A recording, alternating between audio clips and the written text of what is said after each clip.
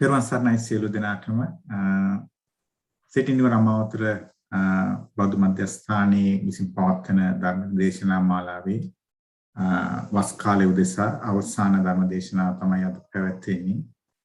ධර්ම දේශනාවට ප්‍රථම කාර්මික ආරාධනා කර සිටිනවා අපගේ තැඹිලිගල සමාධි මෑණියන් වහන්සේට බුදු වන්දනා කරන නිසා තෙරුවන් සරණයි සාසා.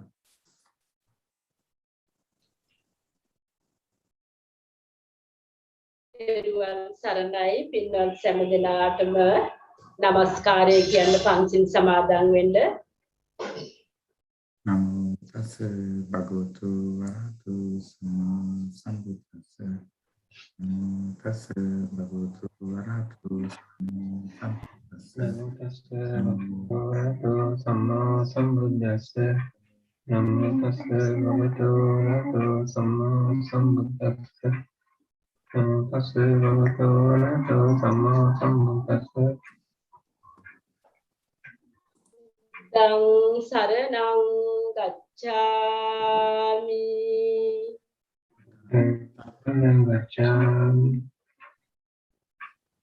ධම්මං සරණං ගච්ඡාමි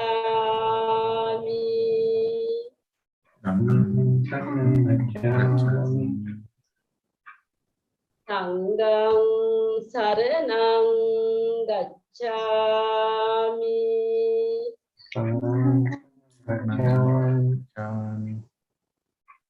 Dutiyampi buddhang saranang gacchami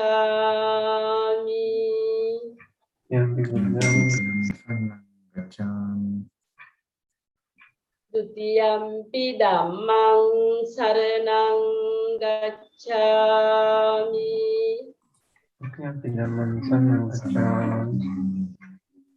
Dutiyampi sanghang saranang gacchami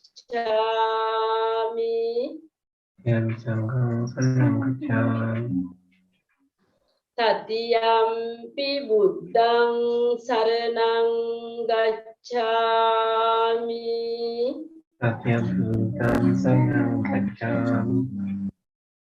Tatiyampi dhammang saranang gacchami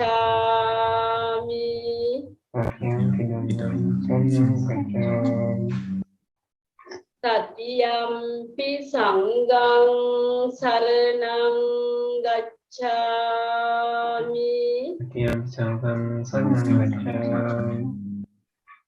Saranagemanang sampunnang Panatipata veramani sikkhapadang samadhiyami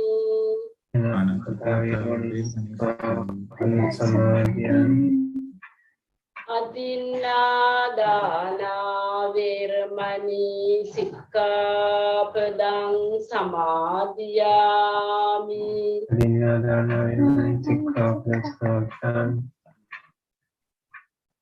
Kāmesu miccācārā veramani sikkhapadang samadhiyami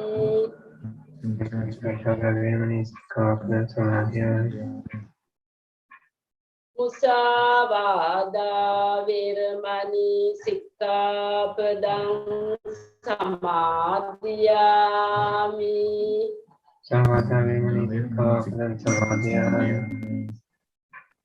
Surameraya majjapamadattana veramani sikkhapadang samadhiyami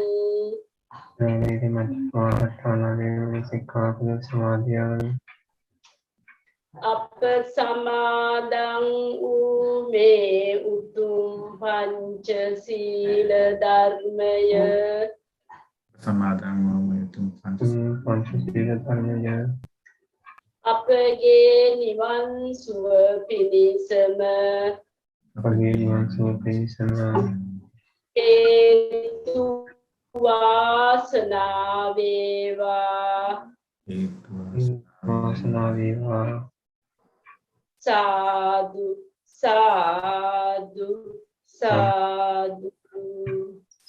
Iti piso bhagava arahang samma sambuddho vijjacharana sampanno sugato lokavidu anuttaro purisa dhammasara satta deva manussana buddho bhagavati uddang jivita pariyanta saranang gacchami svakato bhagavata dhammo sanditthiko akaliko ehipassiko oganayiko paccatta veditappo vinyohiti dhamman jivita pariyanta saranang gacchami supatipanno bhagavato savaka sangho ujupatipanno bhagavato savaka sangho Jaya patipanno bhagavato savaka sangho Samiti patipanno bhagavato savaka sangho Yadidan chattari purisa yugan Atta purisa puggalaisa bhagavato savaka sangho Ahuneyo pahuneyo dakhineyo anjani karaniyo anuttarang punyakkhita lokasati sangan jivita pariyanta saranang gacchami Namami buddhang gunasagarantang satta sada hontu sukhiya vera payo jigujjo sakalo dugando gachanti sabbe mahanca Namami dhammang satta sada huntu sukhiya vera kayo jigujjo sakalo dugando gachanti sabbe maranang mahanca Namami sanghang Muniraja Shravaka Satta Sada Huntu Sukhiya Vera Kayo Jigujjo Sakalo Yugando Gangmahanca Vandami Ketiyang Sappang Sajjani Supatikita Taririka Dhatu Mahabodhing Buddha Rupa Sakalam Sada Inda Nila Vanna Pakka Seta Khanda Basura Sattu Netta Pankajai Pujita Sadada Agabo Ivarukka Sanniva Sampitala Bodhipada Pannamani Sabbada Yassa mule nisinnowa sabbari vijayanna patto sabbanyutan saddha vande tang bodhipadapa ime ete mahabodhi lokanatena pujita ampite namassami bodhiraja namaste Padamang bodhi pallang titiyan cerani misa tatiyan cangkemanan tamutan ratanagara pancamang ajapalang celimena Tatman rajayatana vanditang munitevita nivedayami sambuddhang vitiragan mahamuni nimantayami sugatang loketang narasabang Yavata bhagavano ketitteya tavasasana Tavata patiganhatu ujalokanukampaya Ganasarapadittena dipena tamadansina Tilokadipang sambuddha pujayami tamunuda Sugandhikaya vadanang ananta gunagandhina Sugandhina hangandena pujayami tathagata Vanna gandha gunopeta etang kusuma santasu pujayami munindassa siripada saronu pujemi buddhang kusumena net punyena metena labami mokha Upang velayati yataidam ayo tatayati vinasabhava adivase tuno bante unhodakam parikappita anukampang upadaya patiganhatu muttama Adivase tuno bante sito dekam parikappita anukampang upadaya patiganhatu muttamam adivase tuno bante gilana paccayang imam anukampang upadaya patiganhatu muttama adivase tuno bante vesajam parikappita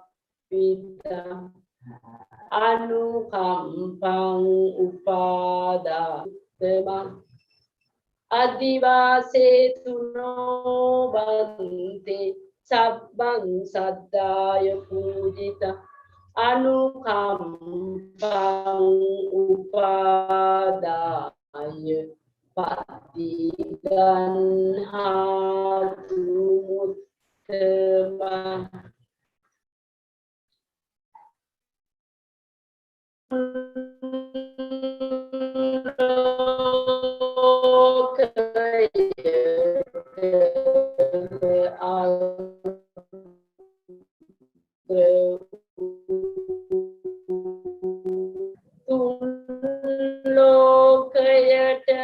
ශාන්ති නායක අපගේ ස්කන්ධයට මේ සියලුම බුද්ධ පූජාවෝ සංසාර දුකින් අත මිදීම පතා නිර්වාණ ශාන්තිය පතා පූජා කරමි පූජා වේවා පූජාම වේවා සාදු සාදු සාදු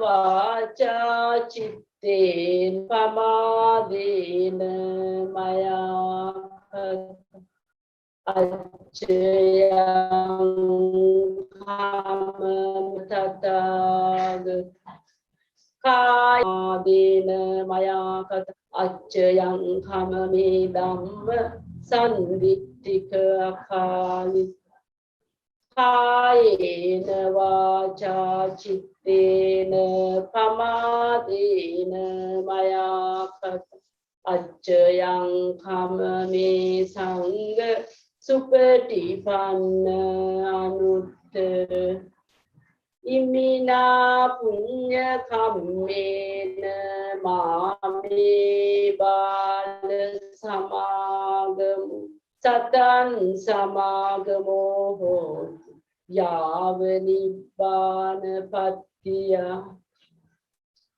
ඉදම්මේ පුඤ්ඤ කම්මං ආසවක්ඛයා වහං හෝතු සබ්බ දුක්ඛා පමුච්ඡතු නිබ්බානං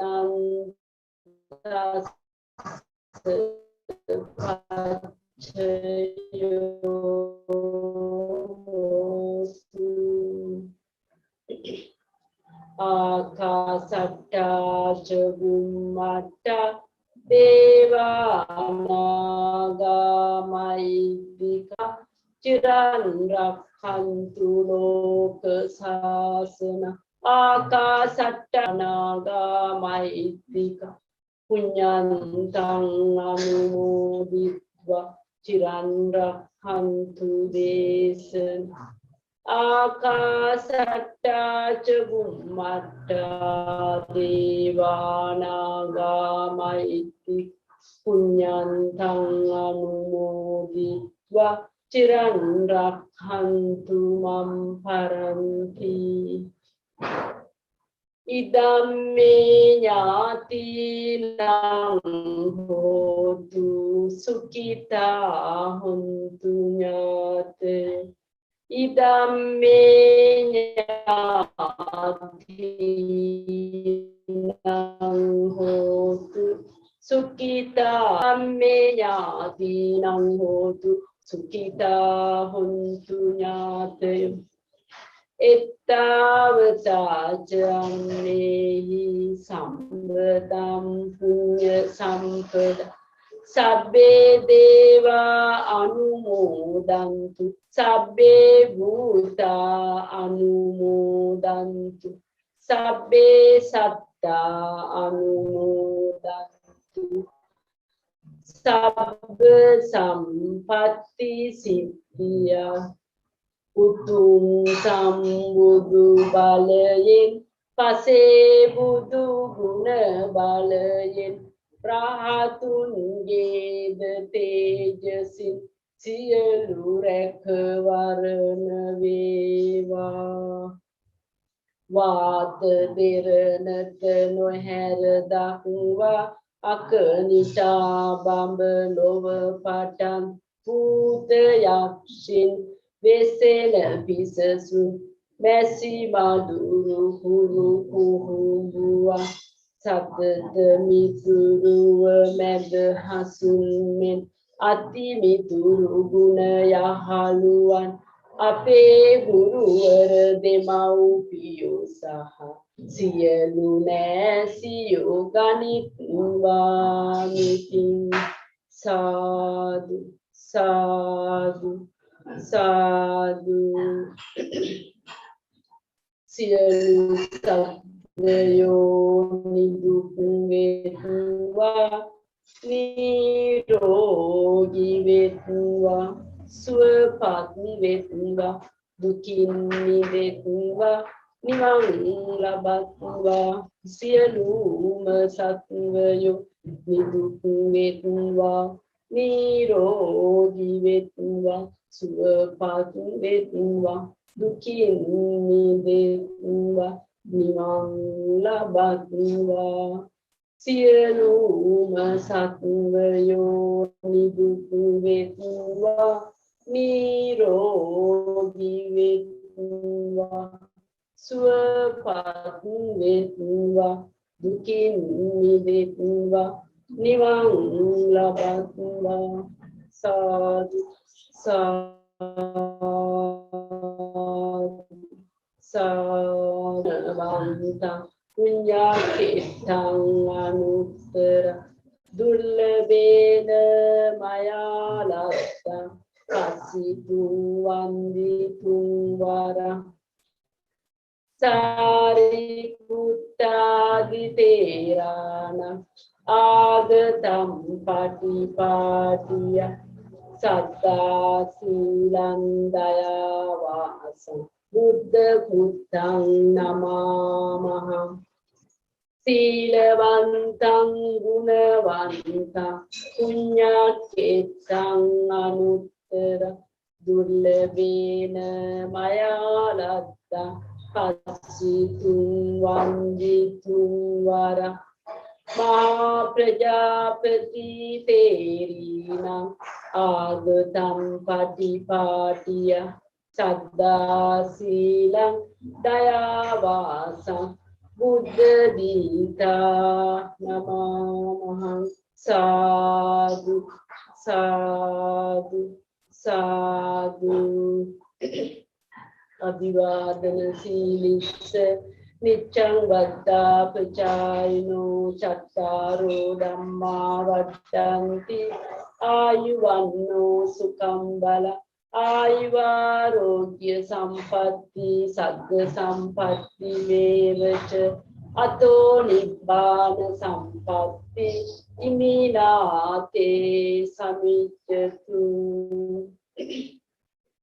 සියලුම පින්වතුන්ට බුද්ධ රත්නේ අනන්ත ගුණ බලයෙන් ධම්ම රත්නේ අනන්ත ගුණ බලයෙන් සංඝ රත්නේ අනන්ත ගුණ බලයෙන් දලදා සමිඳුගේ පිහිටෙන් රුවන්වැලි මහා සෑයේ ද්‍රෝණයක් ධාතුන් වහන්සේලාගේ පිහිටෙන් ශ්‍රීමා බෝධිරාජානන් වහන්සේගේ පිහිටෙන් මේ සියලුම පින්වතුන් නිදුක් වේවා නිරෝගී වේවා සුවපත් වේවා දීර්ඝායුෂ ලබත්වා උතුම් චතුරාර්ය සත්‍ය අවබෝධ වෙත්වා හිතන පතන සියලුම යහපත් බලාපොරොත්තු ඒ ආකාරයෙන්ම ඉෂ්ට සිද්ධ වේවා සියලු දෙනාටම සිතක් වේවා ශාන්තියක් වේවා සියලුම දෙවි දේවතාවුන් වහන්සේලාගේ ආශිර්වාදයෙන් වේවා තෙරුවන් සරණයි තෙරුවන් සරණයි තෙරුවන් සරණයි තෙරුවන් සරණයි මෑණියෝ සිනිනුව රමාවතර බෞද්ධ මධ්‍යස්ථානී දායක කමිටුව මෑණියෝ සිදු කර බුද්ධ වන්දනාවට බොහෝමත්ම ස්තුතියි. ඒ වගේම මෑණියෝ ගොඩාක් ස්තුතියි අපිට දිගටම බුද්ධ වන්දනාව සිදු කරමු සම්බන්ධයෙන් බොහොමත්ම පිං මෑණියෝ. සාදු සාදු.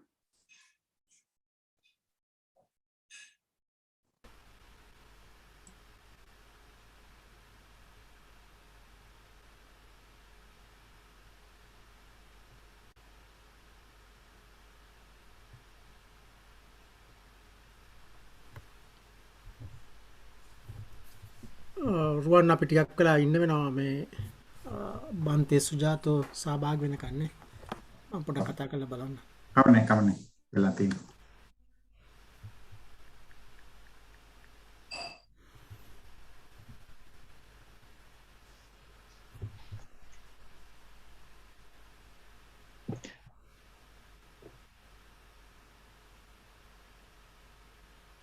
කයන්ත ඔයා මටද කතා කරන්නේ? ආරම මට මෙසේජ් කරන්න හැදුවේ මේ මන්තේ දැන් සහභාගී වෙයි නේද දැන් මේ? වැඩි බන්තේ වැඩි මගේ ෆෝන් එක බැටරි එක නැහැ ඉතින් ආ. මං ඔව් ටිකක් ඉන්න බන්තේ දන්නවා අද වැඩසටහනක් තියෙන බව චුට්ටක් ඉන්න දැන් බන්තේ වැඩි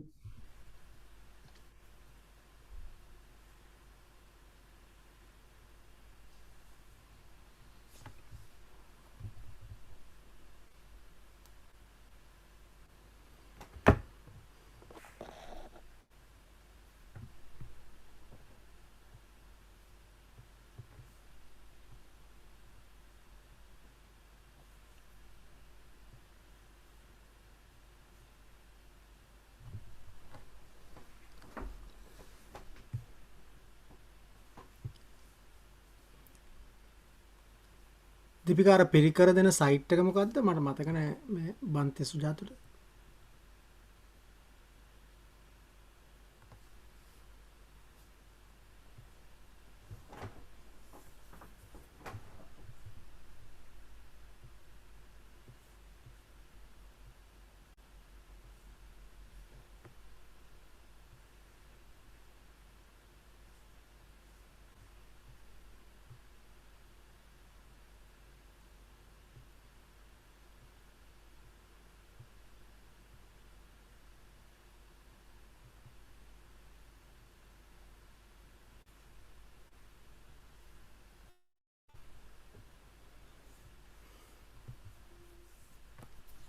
බන්තේ zoom එකෙන් දැන් ටිකකින් join වෙනවා දැන් message එකක් ආවා ආ හරි.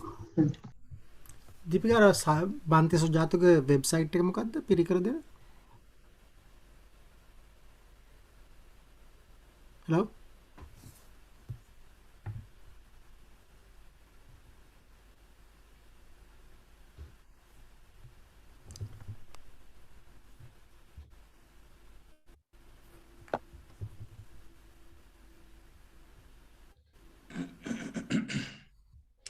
Good evening. good evening. Can't see you. Can't see me? I can see you Bante Okay. Kayanta මට පේනවද මට පේන්නේ. මට නම් පේනවා මට කටින්ද පේනවද? We can see Okay. that. Right. Okay. Yeah, we can see.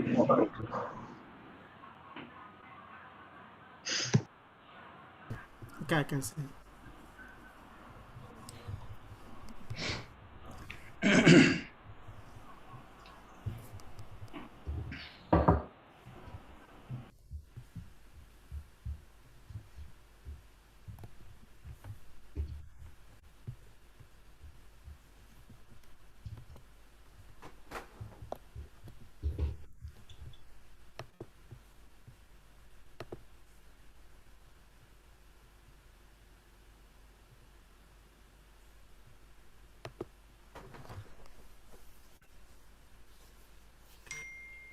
Bante, we would like to. Yes. Can you hear me? I can hear you, yeah.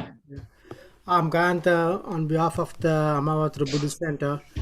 I would like you to. I would like to invite you to start the sermon. So today's topic is like we would like to discuss about mindfulness to help the kids who's doing exams and like studying in HSC and like stuff. Okay. So I don't know how many kids have been joined now up to now. So I try to get more kids into this Good. thing. Yeah. Okay, no worries. Thank you so much, Gayanta. Can I ask, when are we expecting to wrap the session up this evening? It's supposed to be around 8:30. Around 8:30. Okay, no Yeah. problems. Okay, so thank you so much, Gayanta, and to all of those from the Dhamma Program Organizing Committee who have put this together. And just if possible, can I ask people to put their cameras on so I can see you? Otherwise, I just see black squares. Not that I have anything against black squares, but I have seen lots of them over the last couple of years. and it's not all that edifying. However, if you are watching while on the toilet, then please do not turn your camera on, and also don't watch Dhamma talks while on the toilet. Okay, fine. Moving on. So we come together to do a little bit of Dhamma talk and maybe some meditation as well on the topic of mindfulness. And so particularly in relation to schooling. Now, one of the most, one of the things which is really interesting about Buddhism, and I'm just trying to think, is it unique? Anyway, I think it's pretty unusual. Just trying to think if in any other like religious scriptures, whether you have from the founder of the religion, you have a whole kind of education theory, but can't really recall it. But anyway, it doesn't matter too much. But what we find from the Buddha's teachings is that he not only taught, but he also taught how to learn. And so he had like a theory of education, which informed his teaching and was a part of why his teaching was so effective. So he didn't just expect people to learn, but he also taught people how to learn. And he didn't just teach that, right? But he also practiced it. Right? So practice what you preach. And so this is one of the reasons why the Buddha's teachings were so well preserved from an early time. Like if you think about it, you go back 2,500 years, and then you ask, how many people do we know from that time, right? I mean, how many names, how many people's teachings and ideas and thoughts from that period of time do we have? There's, maybe a couple of dozen people from Greece, a few people from ancient India, a couple from China, and a few others around the world, and that's it. Maybe just like a few dozen people. So why are the thoughts and the ideas of those people remembered? So in Buddhism, we like to think that the reason that the Buddha's teachings were remembered was because of their inherent power and beauty, because they are wonderful ideas. And sure, of course, there has to be something valuable to preserve. That's true. But at the same time, there also has to be something practical about it, right? I mean, you can't just, it's not just being good is not good enough, right? You have to actually organize, you have to get it together, you have to actually have an institution and a community and a people who will make the effort and put in the time to preserve things and pass them down. So the Buddha taught us how to do all of these things, and he taught us about how education works and about how learning works. And so I'll share a few of these ideas that he gave for this evening. Now, one of the most important things that he talked about, of course, was the topic of mindfulness. And mindfulness is one of the cornerstones of the Buddha's teachings. And it is something that applies in every context in Buddhism, every context in life, everything that you do. Then if you add mindfulness to it, then you make it better. So that's good. But why, right? How exactly does it work, and how does it make things better? And so, let's have a look at the context of education and study and how mindfulness helps. Okay, so many of you have probably had the experience where, let's say, you're reading a book, and while you're reading the book, then, maybe your mind gets a little bit lazy, maybe you're starting to drift, maybe you're not that interested, and you sort of keep on going through the book, and you like turn a few pages, and then you realize that you've got like no idea what it said in those last few pages, and then you're having to sort of flip back through the book and try to find an earlier page. Where did I lose my attention? And like I had to catch up with where the plot is, or where I lost the thread.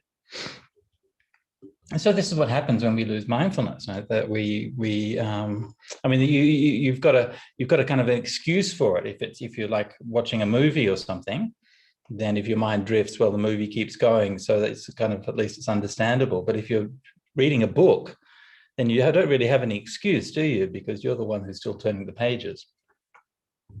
But anyway, so this is what happens. We lose focus, we lose attention, and things drift by, and we don't really know what's happened. And it's an odd thing. Like, it's strange how our mind works. Why does it do that? Why isn't it just the case that our mind is just with things all the time? You'd think that would make sense, right? But it's not. And there are good reasons why it's not.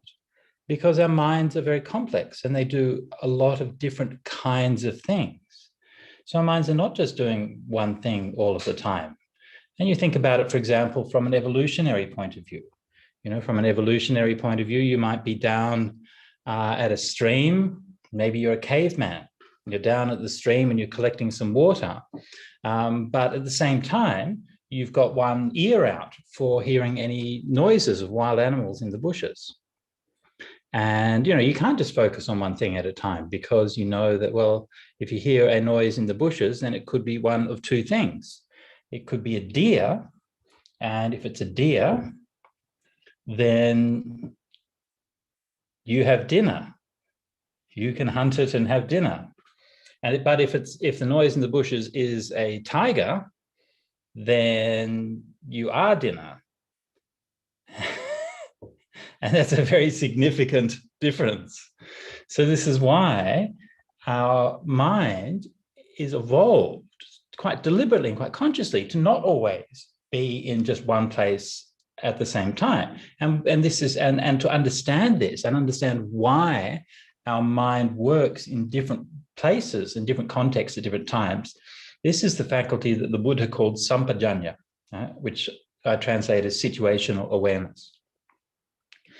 So if we go to a meditation retreat, then, you know, we might learn, say, walking meditation. And when we learn walking meditation, then we're told to focus our mindfulness very closely on the movement of our feet. Each step, we're aware of the rising of the foot, the movement of the foot, placing of the foot down, and where we slow our movements down so that we are microscopically aware of each moment. And this is a mindfulness practice that we can learn while we're on retreats. Then when we come back from retreat and we're crossing a highway, I'm mindful, my foot is rising and moving along and mindfully putting my foot down. No, it's wrong mindfulness. It's a different context. You can't walk in the same way on a highway that you can while you're on a meditation retreat, right? And it's sampajanya, which understands context, which understands what is the situation, which understands how is the right way to move and apply your mind in that particular context. So sampajanya is that quality of understanding, which is informing us and learning about what is the right way to apply our mindfulness in any particular case. So when we learn about mindfulness, we might learn about mindfulness by, learning meditation or something like that. And we learn that we have to pay attention to our breathing, and we learn like a certain way of paying attention so that we feel like the softness and the coolness of the breathing so that it brings our mind to a state of peace and tranquility. And this is a mode of mindfulness which is used in the context of meditation practice. If we're in, for example, a classroom, then we might have a different mode of mindfulness. We're not going to be necessarily using our mind in exactly the same way. And so the Buddha talked about what are the conditions that will lead us to being able to retain and understand what is being taught in a classroom. And that, of course, when the Buddha was talking about this, he was talking about in the context of listening to a Dhamma talk. And, that's the most important context. But the same principles apply whether it's a Dhamma talk or a classroom talk or like a TED talk or a meeting at work or anything like that. And so these are like really good skills to learn that will reward you no matter what the situation that you're in. The first thing is about like what is the attitude that that brings you to that situation or that context. And the Buddha talks about approaching a teacher and paying respect to a teacher. Yeah? And so, when you go into the temple, that you go into temple and bow to the monk and so on, and that sets you up in a context that shows that you want to listen and you want to learn. Now, I'm not suggesting that school kids should go to school and bow to the teacher. That would probably be a bit strange in Australia. In other places may be okay, but usually not in Australia. That would be probably get you laughed at more than anything else and make the teacher feel very uncomfortable. But the idea still applies. So the idea is that, first of all, that when you go to learn, that you should want to learn.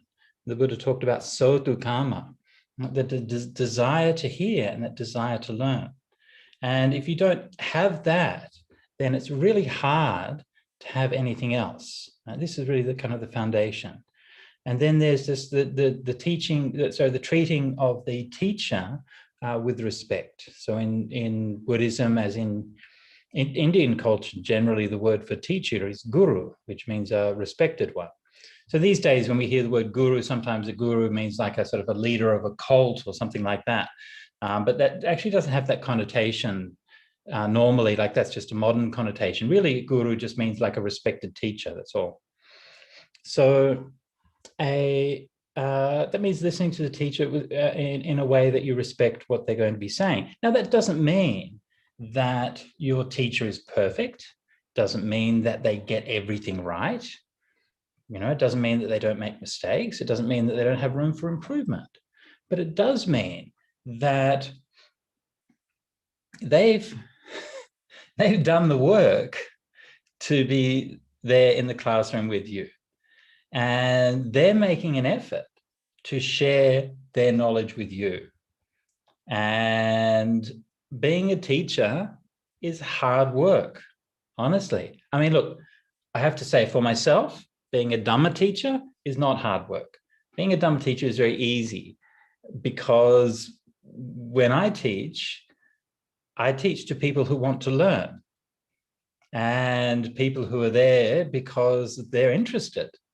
But if you're teaching in school, then often that's not the case, right? You've got all these kids who are there not wanting to learn or anything like that. I had one experience a number of years ago when I was in Singapore, and they asked whether I could help them out. They had a particular school, and in that school they had a class, and they told me, I don't know why they did it like this, but they told me that, like, this is a class of like all the most difficult students. These are the ones that they just couldn't survive anywhere else. And so they got lumped in this one class together. And I found it kind of weird, right? Why would you put all the problem students in one class together? Surely that's a recipe for disaster. But anyway, whatever, that's what they did. And they said, look, can you come and help out and try and talk to these kids? I said, sure. So why not? I always sort of try to do something, and sort of went in there and tried my best and told them some stories I thought might entertain them, some stories about tigers and ghosts and things like this. And I thought, try to say something that's going to keep them interested. And then, after finishing, I just then said, oh, anyone got any questions? And then with one voice, the whole class just yelled out, no. I'm like, oh, okay. Oh, well, then, I hope you enjoyed it. And that was it. And so that was, for me, it was a glimpse of what it can be like to be a teacher and have kids who are not really interested. And so it's quite energy sapping, and it's quite debilitating. So, and I just think back to my, life when I was at school and so on. You never really thought about the point of view of the teachers, and you just sort of went to school and so on. You just did your thing, and you never really thought, well, they're people, they're human beings, and They have emotions and feelings as well, and they might keep their feelings hidden from you, but it hurts, if they see kids messing around, not paying attention, all of these kinds of things, and they're just there to help. They just want to teach, they just want to help. So pay them a bit of respect and try to listen and try to pay attention. So this is one of the first things, first qualities. Now, then the next thing, if you have those things, like you've gone, you paid respects, and you want to listen, then the next part of it is like actively applying your mind to listen. So here is where mindfulness comes in a bit more directly. Because you see, the thing is that what mindfulness does is mindfulness stitches together the past, the present, and the future. The roots of the word mindfulness is based in the idea of memory.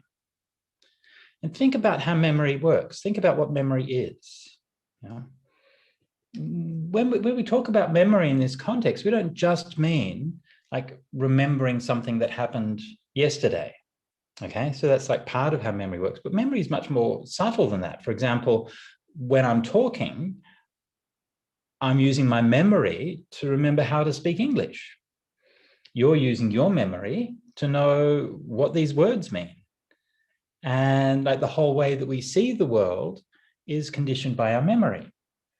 And even to be able to recognize this is a computer, this is a wall, this is up and this is down. I mean, these are all concepts and ideas that we have learned and which we remember. They're part of how our mind has been conditioned from the past.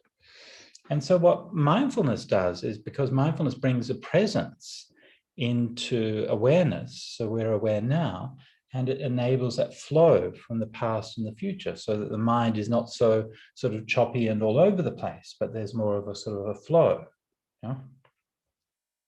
So mindfulness has this kind of smoothness to it. It connects the past, the present, and the future, because you're constantly paying attention to the same thing. Think about how that works in meditation. Like if you're in meditation, you sit down to meditate, you watch your breath coming in and out. My breath coming in, breath going out.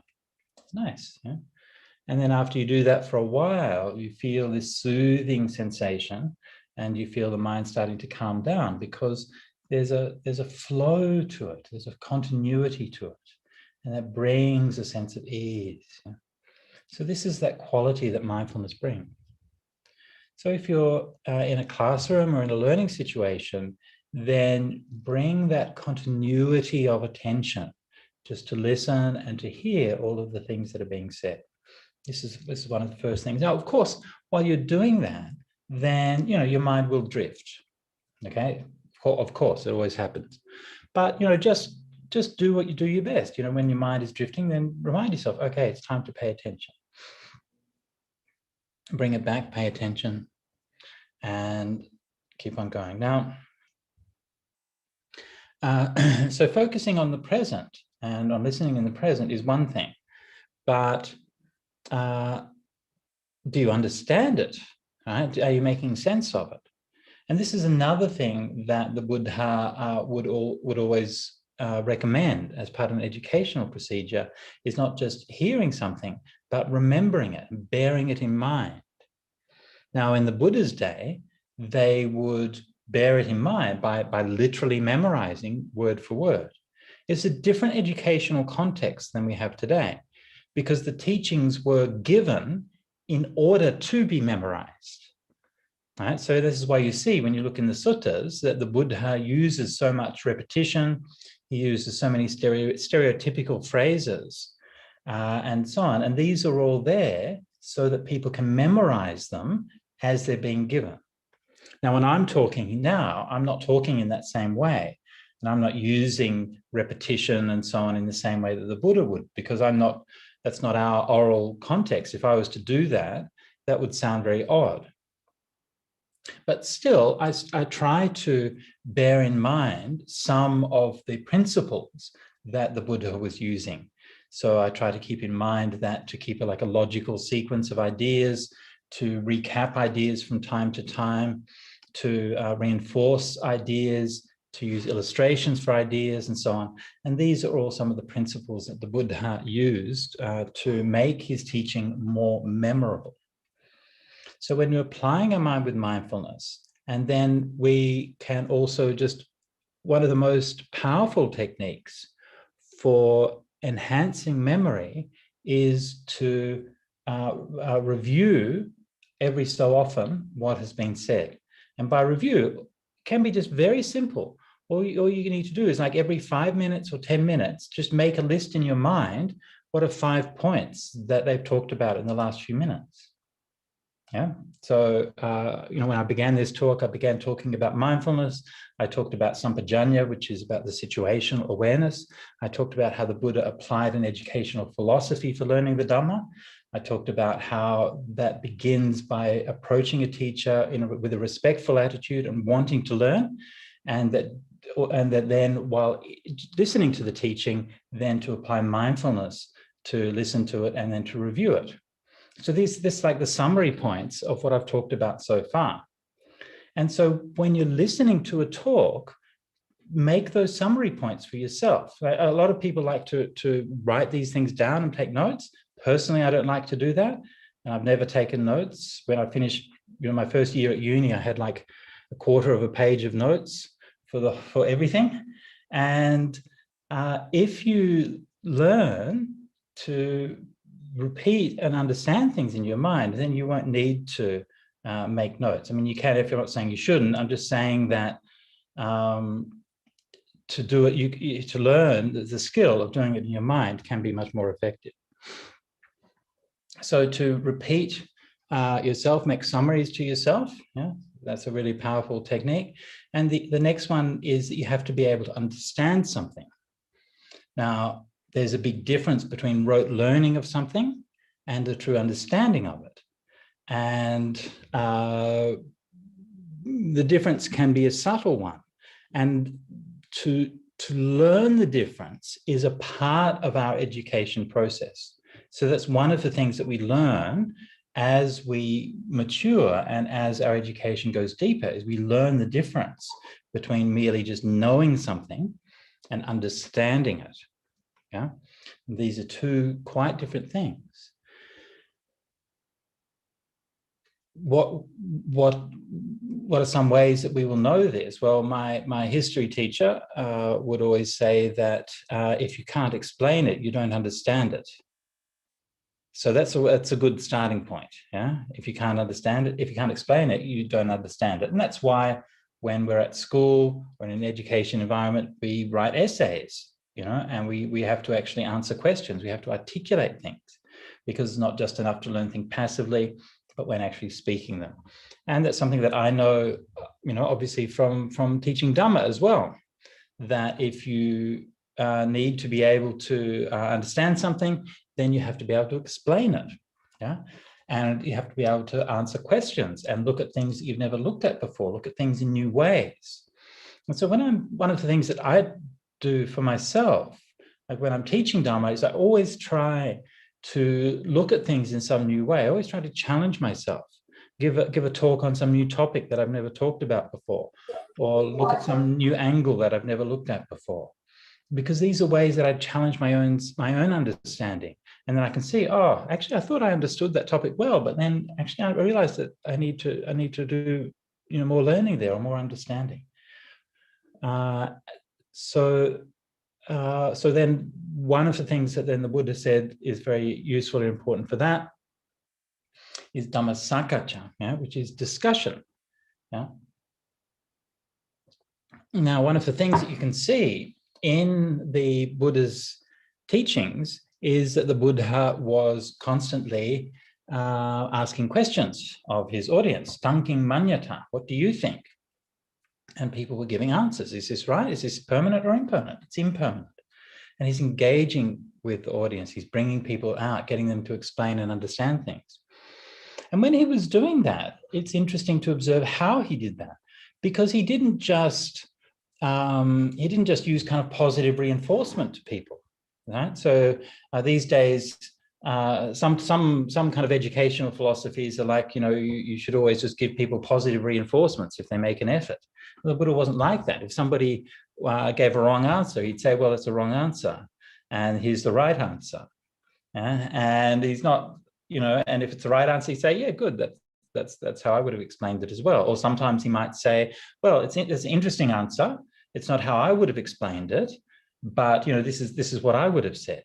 And so there are all these kind of nuances in how he engaged with people, that he wasn't just applying kind of one method, but he was really listening to what that person was saying and engaging with them. So Dhamma Sakacha and conversation is a really important part of understanding. Conversation has these two parts, listening and talking. Both of them are important. And to be able to share and explain and understand what you're doing is an essential part of that is the process of being able to actually articulate it and to put that into practice. So there's the learning, the reviewing, the Dhammasakacha. And then the other things the Buddha said then is very important for learning is meditation. And what happens with meditation is that we learn to quiet our mind, we learn to find peace of mind, and then that will enhance our learning experience. And it does that for a number of reasons. The first reason is that it helps us to pay attention better. When we're meditating, we're training ourselves to be able to pay attention, so that our awareness remains focused and is not drifting, is not distracted, not caught up in too many different things. So this is the first thing. The second thing is that through meditation, we also learn to be not so prey, or not so much kind of subject to our emotions. So when we meditate, when you meditate, you'll feel all different kinds of emotions. It's natural, it happens to everyone. Sometimes you get angry. Sometimes you maybe feel fearful, or you maybe feel desire, and you maybe feel hunger, or you maybe feel anything. Yeah, and these kind of emotions will tend to come up in meditation. Now, one of the things that happens to us in our lives is that very often we don't really get taught how to cope and how to relate to these kinds of emotions. And so sometimes if an emotion comes that's quite strong, like maybe a strong feeling of grief or anxiety, then we don't really know what to do with it, especially in a time of doing exams and so on. You can have a lot of anxiety. It can be like super stressful, yeah, very much so, and it's very understandable. So then you're like, and you don't really know what to do with that feeling. You don't know how to cope with it. But meditation trains us to be able to cope with the feelings. How does it do that? Well, because you see that feelings are just feelings. That's it. And emotions are just emotions. It doesn't mean that they're unimportant. It doesn't mean that they don't matter. But it does mean that they don't define you. Emotions will come and go. Fear will come and go. Anxiety will come and go. And all of the nervousness that you have about exams and all of these kinds of things, that will come and go. It won't be there forever. And when you're in the middle and you're caught up with that feeling, it's very hard to see that because it feels so overwhelming. So this is why we train ourselves in meditation to be able to watch our feelings and watch our emotions. And we can see, yeah, that's coming up. Yeah, I can feel that nervousness and that anxiety. Okay. And you don't try to push it away. You don't try to get rid of it. You don't try to, pretend it isn't real. You just experience it. Okay. And it's not nice, right? Anxiety is not a nice feeling. Fear is not a nice feeling. And sometimes nice feelings come as well. We just experience those as well. So it doesn't matter too much. We have that attitude of equanimity. If something's good or something's bad, and we just watch it. Oh, okay. And then we see eventually it will pass away. It will come up and it will pass away. It will come up and it will pass away. And you see, normally we don't notice that, because normally what we do is our minds are only really trained to watch the beginnings of things. So when a certain emotion comes, then we get hit by that. We feel, that anxiety is there, that fear is there, and it's so powerful. It feels like nothing could ever stop it.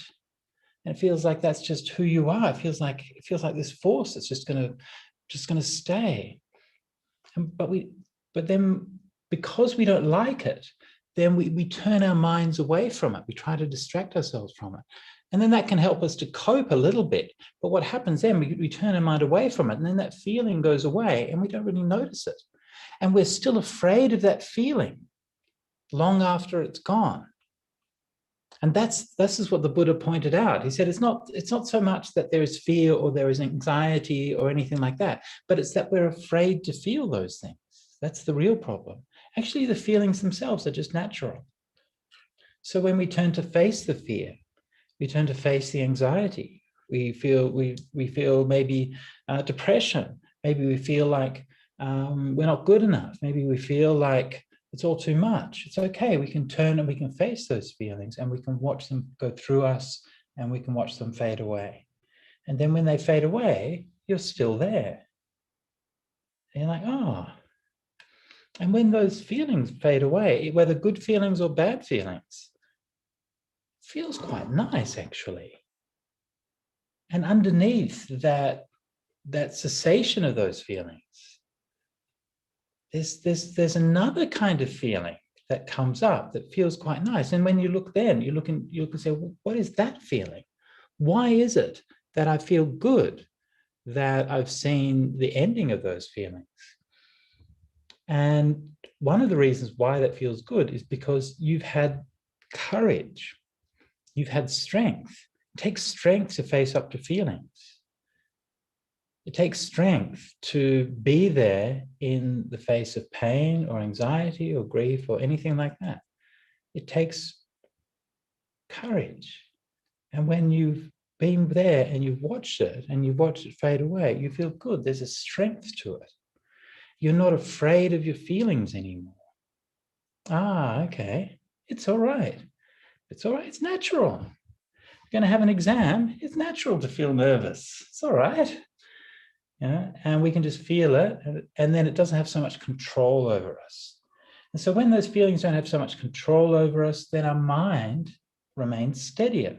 And of course, then that helps us to learn and all of those things as well.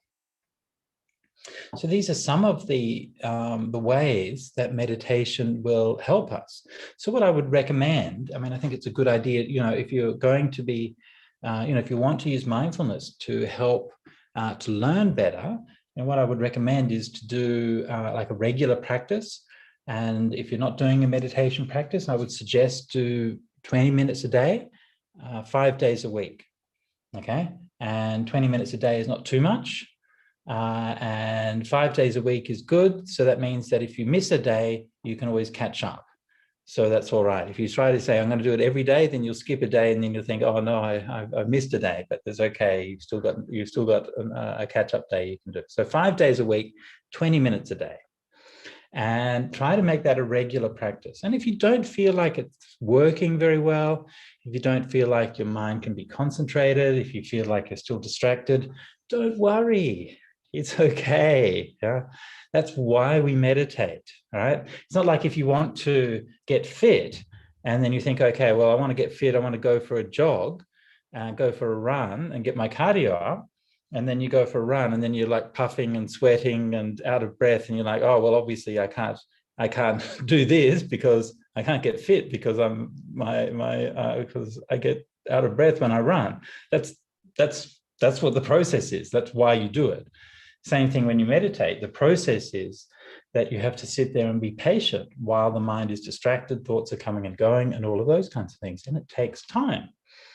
And there's no shortcuts really. Yeah? So you just have to do that and take your time. But what that will do, if you do have that regular meditation practice, is that it will give you a much stronger ability to concentrate and focus when you're in a classroom or you're learning in some learning environment, or even if you're in a meeting at work or something like that. Then when you can pay attention in that way, focusing with a good attitude, wanting to learn, keeping your awareness even, reminding yourself, recollecting, reviewing what's been done, testing your understanding, and letting that understanding sink down and become deeper. At the end of the day, what teachers and examiners are looking for is your understanding, not so much all of the details. And understanding is something that comes with a sense of, it can only come if there's some space. You can't cram understanding. And I think that cramming for exams is a really harmful practice. Study for exams, sure. Do enough study. When your mind feels tired or exhausted or you don't want to study anymore, then stop. Do something else. If you can do some meditation, great. Otherwise, whatever, do some exercise or go for a walk is the next best thing, or even just relax or whatever it is that you're going to be doing. Right? But just do enough. You can't just sort of keep on shoving more things into your brain and expect them to take. The brains just don't work that way. There was an interesting remark by, what was his name? He was a physicist, Nobel Prize winning physicist. He won Professor Higgs, who I think in the 1960s theorized the existence of a particle called the Higgs boson. But I don't know if he called it the Higgs boson. He probably just called it a boson and everyone else called it the Higgs boson. But anyway, so in the 1960s, I think it was the 60s, he sort of theorized this and said, he thinks that this particle probably exists. And nobody was ever able to find it to confirm whether it was true or not. Until then, many years later, it was, what was it, 5 years ago or something like that, maybe 10 years ago now, that was confirmed experimentally. And they found that, yes, that hypothesis that he had made so many years before turned out to be correct. And he won the Nobel Prize for that. And I saw an interview with him at the time. And one of the things that he said was that he said, if he was a young professor of physics today, he doesn't know whether he would have been able to come up with that idea. He said, because young professors have too much work to do. And they have too much admin to do, they have too many papers they have to grade, they have to write papers. And he said, when I was a young professor, I had plenty of time on my hands. And I would go for walks and I would have plenty of time to think and to concentrate and to contemplate. And that's how he was able to come to that level of understanding. So I think that was really kind of interesting. And it's amazing if you think about that, think about how much wisdom and understanding that we maybe have lost because people's minds are too full.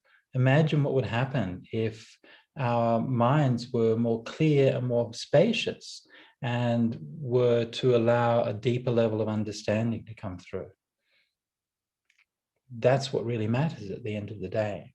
So when we're studying, as with all things, the Buddha said, middle way, not too much, not too little. And the more important than doing the maximum amount of study you can do, the more important thing is the quality of mind that you bring to it. And if the quality of mind you bring to it is there, then you will find that your recollection works much, much better. And that's the power of mindfulness. And the answers will just come to you. And even things that you maybe heard in a lecture 6 months ago, maybe even you haven't even reviewed it. You just heard somebody say it. But if your mindfulness is strong, and if you reinforce it with that reviewing process that I mentioned, then you'll remember that, and your understanding will be there. And so you can actually be much more effective, much more efficient in how you go about studying.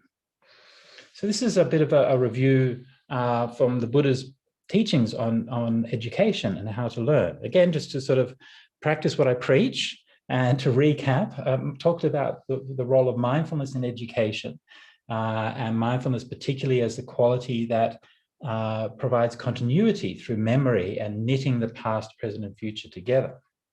And I talked about how when we are to learn something, we begin by wanting to learn it, having a good attitude, by approaching a teacher with a sense of respect, by paying attention as best we can when the teaching is being given, and by keeping our focus and keeping our awareness on that as best we can.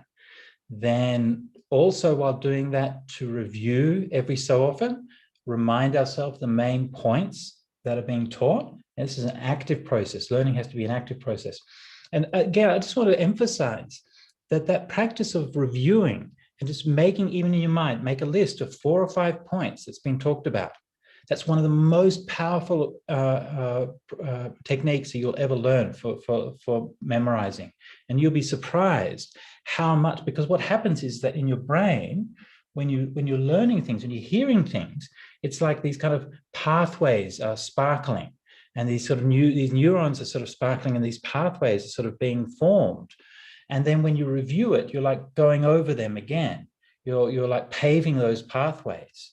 And you just have to do that once or twice, and you'll find that they will become solid and that you can remember them far more effectively than if you just sort of let things wash over you and didn't really pay attention. So the process of reviewing is really important. Then the process of understanding, checking your understanding through discussion, through expression, through articulating, through testing your knowledge.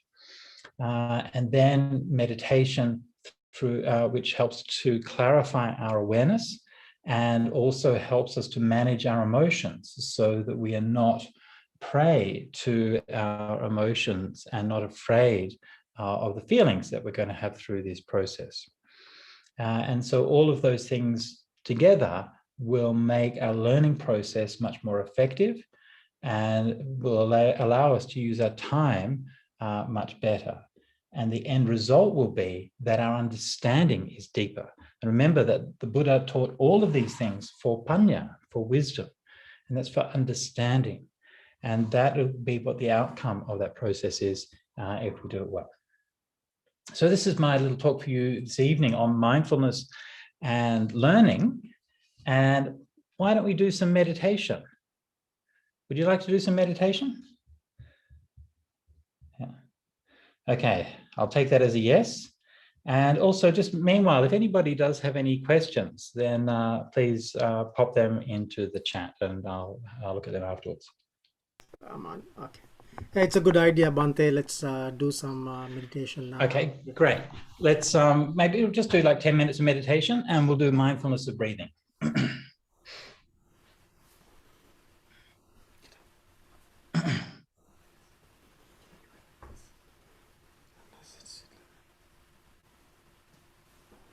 Okay, so sitting quietly.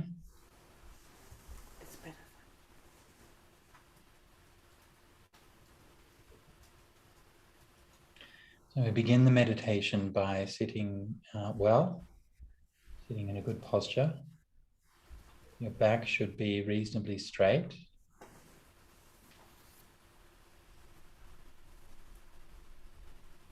Don't meditate while being like too sloppy and relaxed. Sit in a chair is okay, but don't sit in a couch.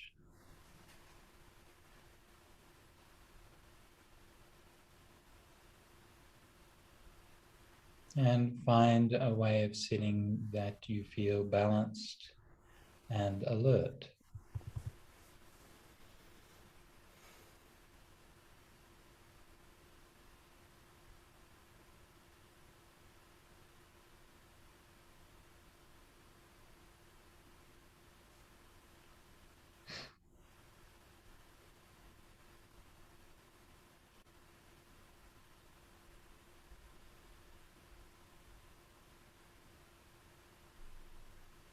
Let your head tilt forward slightly.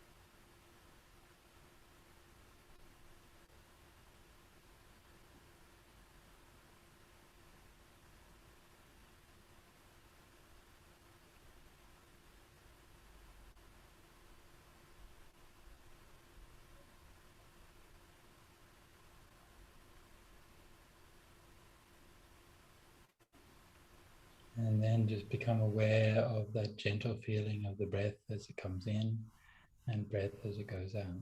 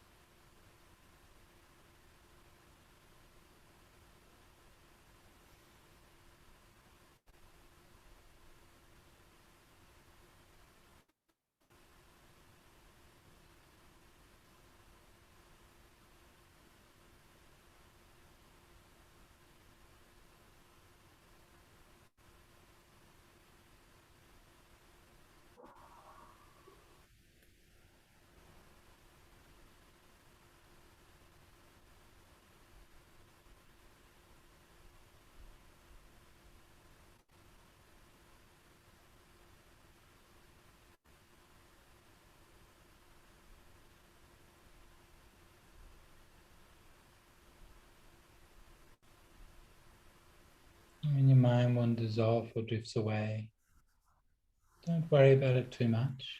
Don't pay too much attention. Just, okay, mind's drifting. It's normal. It's what minds do. Bring it back. Just feel that gentle feeling of the breath. Very soothing. Very soft feeling.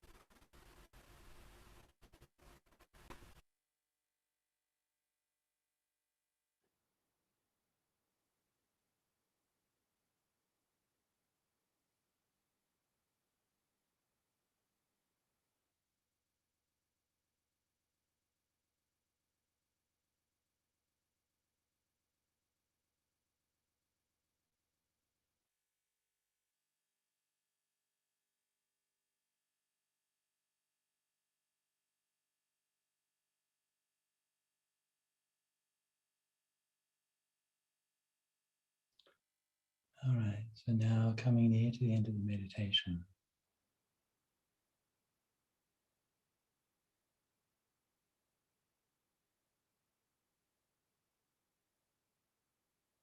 And I just want you to take a minute to review back over the practice that we've done. And ask yourself, what was that like? Was my mindfulness clear? Can I remember exactly what was going on during that time? Did my mind drift? If it did drift, where did it drift to?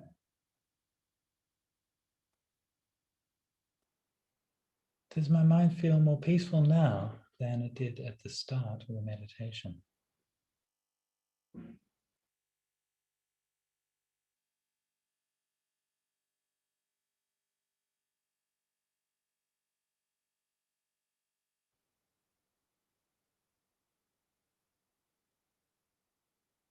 And finally, we can dedicate the merit of our practice. May all beings be happy. May all beings be well. May all beings realize Nibbana. Sadhu, sadhu, sadhu. Very good.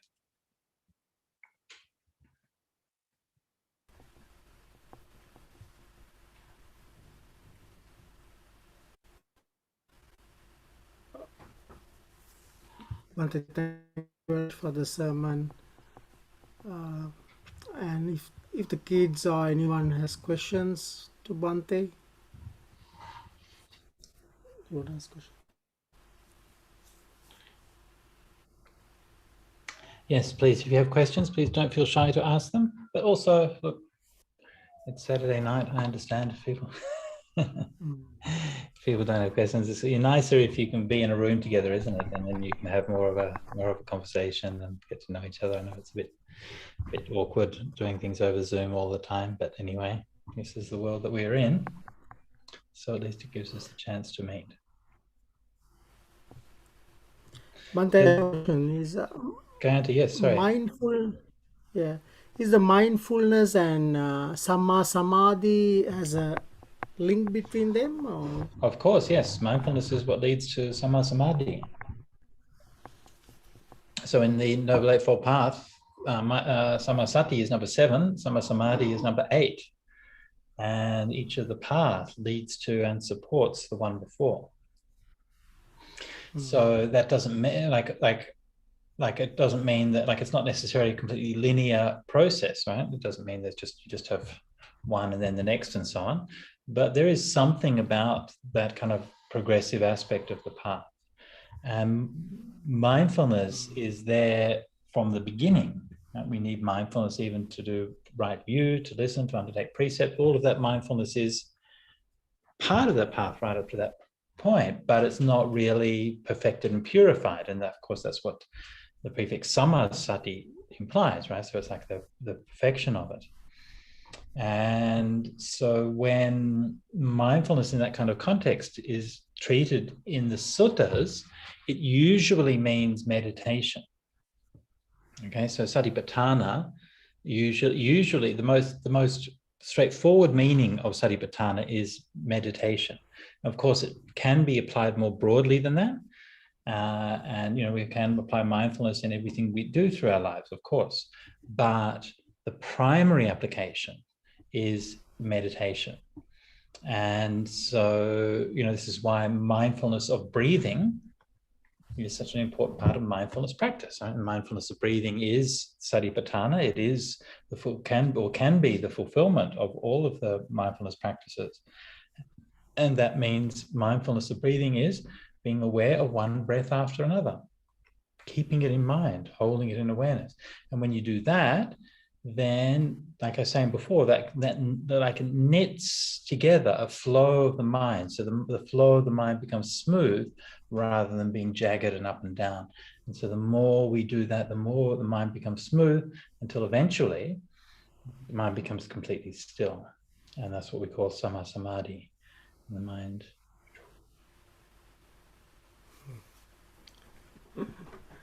That's what we should achieve eventually, isn't it?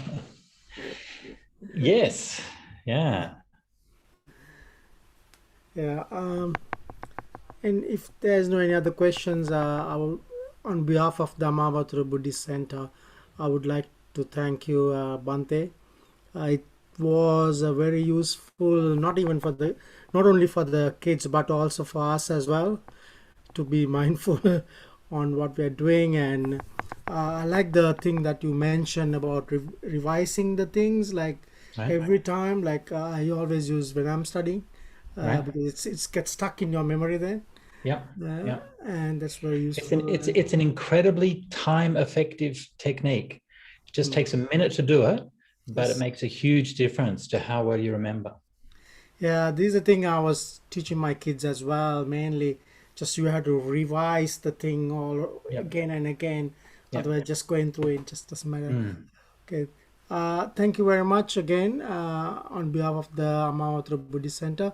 So if anyone wants to offer Pirikara, please visit the Sutta Central website, and there's a donation link. It's not difficult, it's easy. Just click on the donation link and you can offer Pirikara to Bante. So thank you very much, Bante, again. Thank you so very much. And it's very wonderful to see you all again. I hope that you're all happy. And for all of the kids who are here, then I wish you all the best in your HSCs or whatever exams or end of year stresses you have. And look, you know that all of us are on your side. And I know sometimes it feels like your parents are always trying to say, do this and do that, or teachers are trying to say, do this and that. They're just trying to help you. And we all know that you've been through a difficult time through this last couple of years with the pandemic and everything. And so, we just want you to be happy. So that's all. So, I just wish you that you be successful. And hopefully that if you do well in your exams, then eventually you won't have to do any more exams. Yeah, that's pretty cool. But it's Anyway. continuous learning, isn't it? Never ending. All right. Yeah. All right. Thank you very much. Thank again. you. Sadhu, sadhu, sadhu. Sad.